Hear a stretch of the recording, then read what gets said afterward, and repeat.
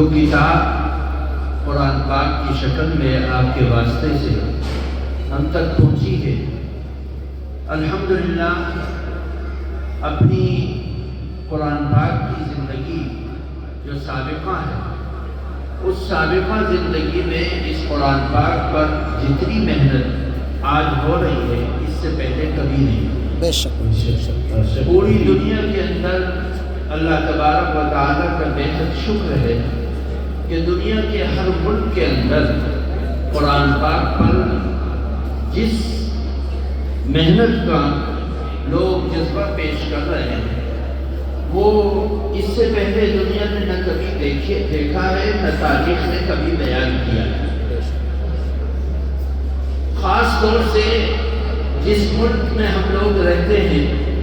اس ملک کے اندر قرآن پاک کی جو خدمات سابقہ سالوں میں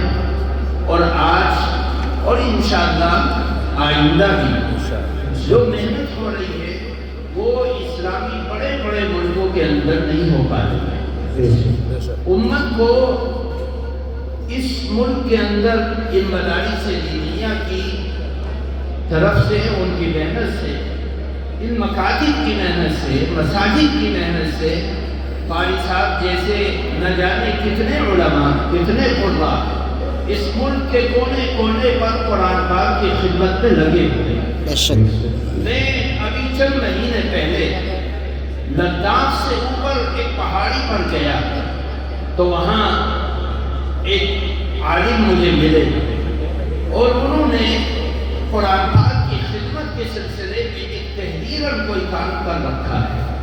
انہوں نے اس کا تعارف کرایا کہ میں پہلا واحد انسان ہوں کہ جو اپنی مادری زبان کے اندر اس خدمت کو انجام دے رہا ہوں۔ آج سے پہلے قرآن پاک کی یہ خدمت ہماری زبان کے اندر کبھی نہیں ہے۔ اللہ تعالیٰ کا شکر ہے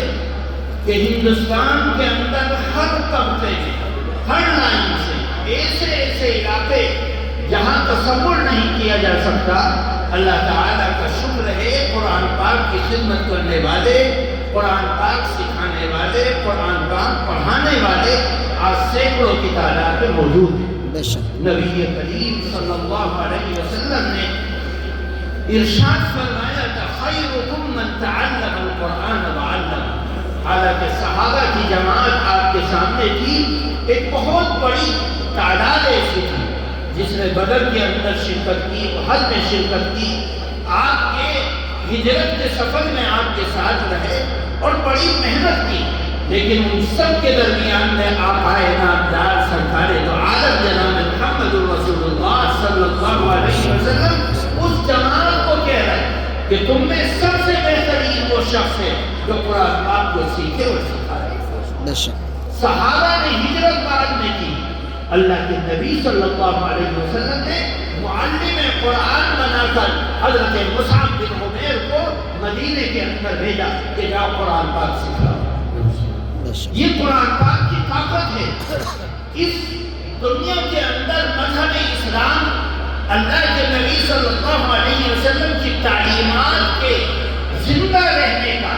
واحد ذریعہ اللہ تعالیٰ نے قرآن پاک کی تعلیم کو بنایا کہ اس قرآن پاک کے ذریعے سے نبی کے اخلاق، نبی کے معاملات، نبی کی تہذیب، نبی کی ثقافت اور اللہ کی چاہت اس دنیا کے اندر زندہ رہے گی۔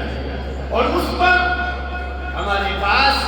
جو کچھ ہے صرف اور صرف یہ ہے کہ ہمارے بڑوں نے، بزرگوں نے خدمت سے ہماری زندگی کو جوڑ دیا کہ آج کے سامنے جو ان کے شاگرد بیٹھے ہیں،